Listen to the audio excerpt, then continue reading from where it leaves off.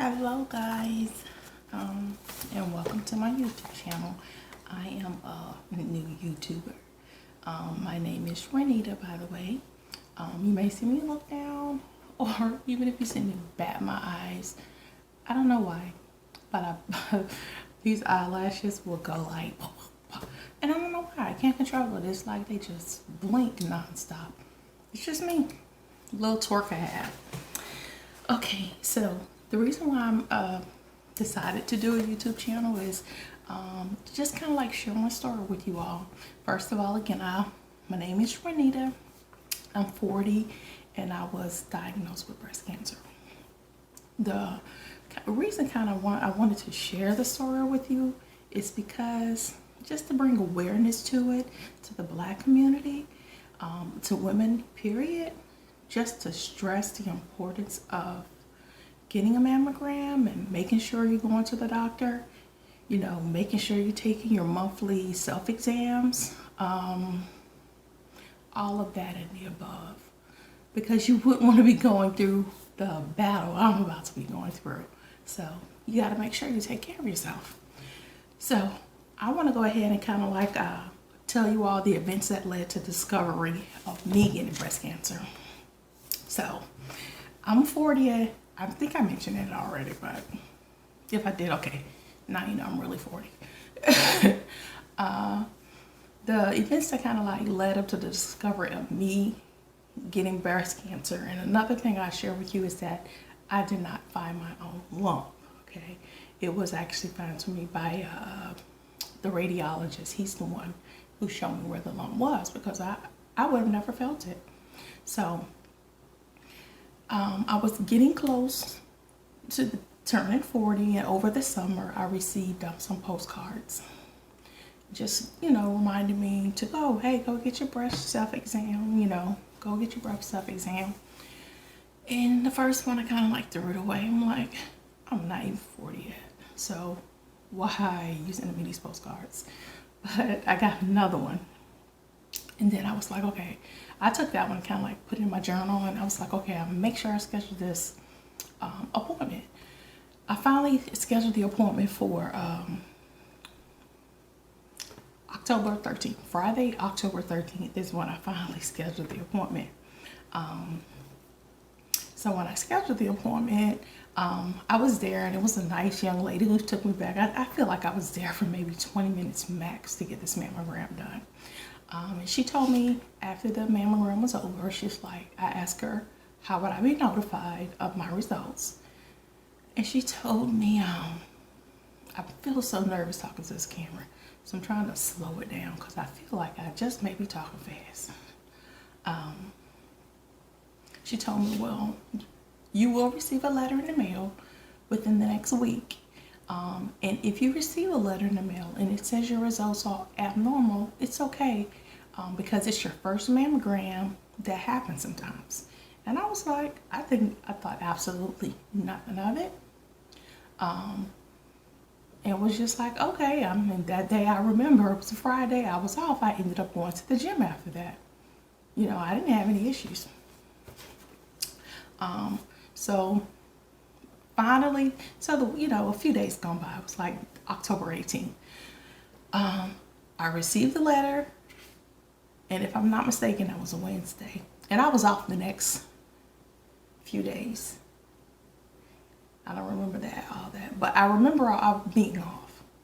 And I called the number that was listed on the paper, and I swear I received this letter named this lady, her name was Brenda. Brenda needed some help that day. I mean, Brenda acted like it was her very first day at the job. I was extremely patient. But what Brenda did tell me was that I couldn't go back to the same place I went to the first time, that I have to go to someplace different. But she really wouldn't tell me why, so she was being extremely vague, and, you know, my little radar went up, and like, she's making me feel a little bit uncomfortable. She told me that I had to leave an appointment with another lady. I cannot remember her name to this day, but I did leave the voicemail. The lady never called back. I was still off work, And as a matter of fact, this was a Friday when I received this phone call, because I remember that because I was taking my kids to the fair. And I don't remember her name, but she called from Palmetto Health. And she called and she was want to schedule me an appointment because my pap, oh goodness, I'm talking about pap smear, I mean mammogram. On my left side, there were some abnormal cells, I believe is what she said. And that we need to go ahead and get into an appointment. So she scheduled me an appointment for the very next Monday at 1:30. So we had a great time at the fair. I felt my left side. I didn't think anything was wrong, but hey, I'm not a doctor. So fair over, kids had fun, weekend's over. I went back to work on Monday morning. Excuse me, I ended up leaving a little bit early so I can go to the appointment. So I get to my appointment at 1:30, and then I can't remember. You know, you get checked in, you wait. So I finally got called back, and I cannot remember the lady's name. It was two of them actually. They were really, really nice. The only downside is about they don't tell you nothing. So I got changed into, you know, you go there, you put on a little pink top that ties off, you know, opens in the front, of course. You get to keep your bottoms on.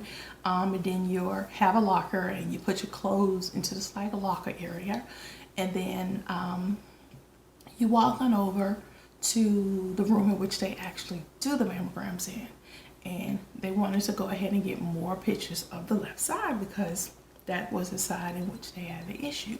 So after they're finished, you know, taking their pictures and things like that, they told me they have to get the doctor to look at these pictures. All right, so we're waiting. They're looking at the pictures before they left out the room, mind you.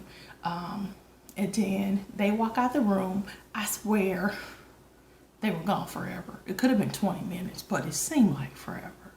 So then they tells me, oh, now we're gonna have to go over to another room now. And I'm like, another room? And I was like, oh, okay. I was beginning to like feel afraid on the inside. I'm like, what the hell? I gotta go to another room for? This doesn't make any sense, and they're not telling me anything. I said, so what do you see? You know, I kept trying to get information from them. It's like, what do you see on this ultrasound?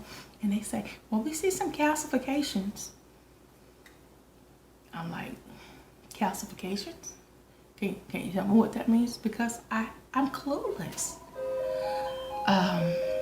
So after that, my telephone rings in the background. I forgot to turn it off.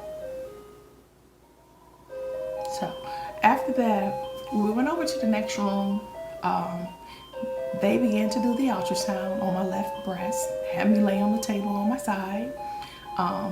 They took some pictures of it, and then after that, they had to leave the room again. So they left the room again, felt like an eternity. They left the room and said the doctor had another patient ahead of me, so he was looking at their information first. But so they came back to check and tell me this information. So, but he's gonna look at yours next. So, forever later, they came back in and told me that, okay, the doctor just came in. He was like, hello, Miss Butler. Were you aware of the lump that you have on your left breast? And I said, lump on my left breast? I said, I've never even felt a lump on my left breast. So he proceeds to touch my left breast and say, see here, it's right there. Me clueless. And I'm like, oh my God, I have never felt that before ever. And I was like, what do you think it is? And it was like, you know, we have to get some test runs before we can rule out anything, but it could be cancer. I was like, what? But we wouldn't know that until, because he was like so direct, matter of fact, straight to the point, no sugarcoating it, which was fine. But I was taken aback. So there, he was like, we could get a biopsy. We could do one or two things. You could think about like getting a biopsy later, or we could go ahead and get your biopsy scheduled. He looked at the ladies as if I could get a biopsy today, and he was like, it's too late to do it today, but we could get you one for tomorrow. Tomorrow was Tuesday, so we can get you one for 12:45. So 12:45 Tuesday, of course, I went to work again on Tuesday. 12:45 Tuesday. They made me wait a little bit longer this time. I guess they had to prep the room as if it's like like almost like a small surgery. So they have to prep the room, get it sterile and things like that, because that's what it reminded me of when I finally did get in the room. And I also make note that that room was freezing cold. Not sure anybody else experienced that, but hey, it was freezing cold. So he proceeded to take a biopsy of the lump from my left breast, and he did it with this tool. You're gonna have to look at biopsy because that is an experience in itself. But he did take tissue from the lump in my left breast. He also took tissue from my lymph nodes, 3 samples from that area as well. He also, at that time, advised me that I would have my results within 24 to 48 hours. So I, at that point, left the doctor's appointment. I prayed for all the best to happen with me, and went back to work. That was, at this point, it was Wednesday. I went back to work. Was I on pins and needles? Absolutely. But I wasn't expecting to hear anything from them until at least Thursday. So here I am at work on Wednesday, and I know the hospital prefixes. I know they start with 296.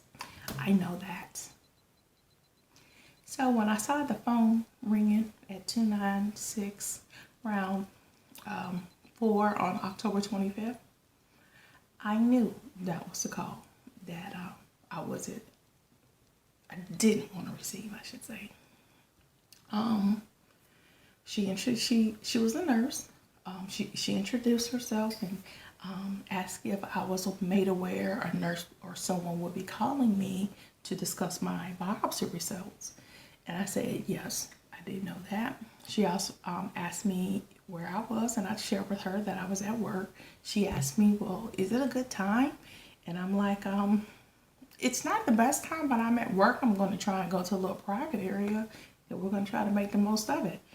And then she was like, she said, we have your test results back, and you have invasive ductal mammary carcinoma. And I was just like, I don't even know what the heck that is, right? But what she was telling me was that you have been definitely diagnosed with breast cancer. It's like, how someone's talking and just like, I don't know the voice or who the person is, but that's how this conversation was going. She mentioned something about DCIS. She talked about my lymph nodes. Your lymph nodes were positive. That could warrant a test. She told me it was a low-grade tumor. It was 1.5 centimeters in size. She mentioned prognosis markers and saying, we're still waiting on those test results. And she said that could be like 2 to 3 days before you have those results. And she talked about estrogen, progesterone, and HER2. Then she gave me some extra steps of what happened, or what will happen. She was like, all right, so I'll be calling you in the next few days, but my first step is going to be getting you set up with a surgeon. More than likely, he's going to have an MRI of that breast done. And the second step is going to be, me getting you set up with an oncologist for treatment. And she gave me all of her contact information because she said throughout this course of my life, this journey I'm about to embark on, she's going to be what they call my nurse navigator. And she gave me all her information, and I wrote that information down. So the call kind of ended there.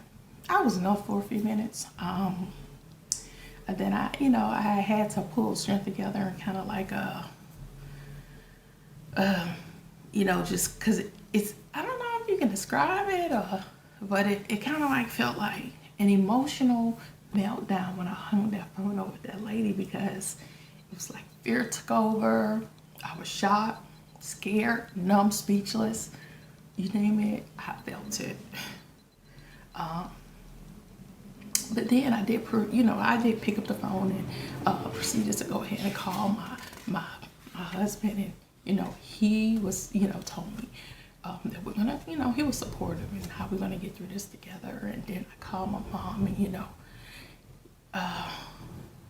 it was difficult for her to hear as well, but again, my mom has been extremely supportive, and I'm so grateful for my family. So, they kind of like, after that, I got myself together as much as I could, and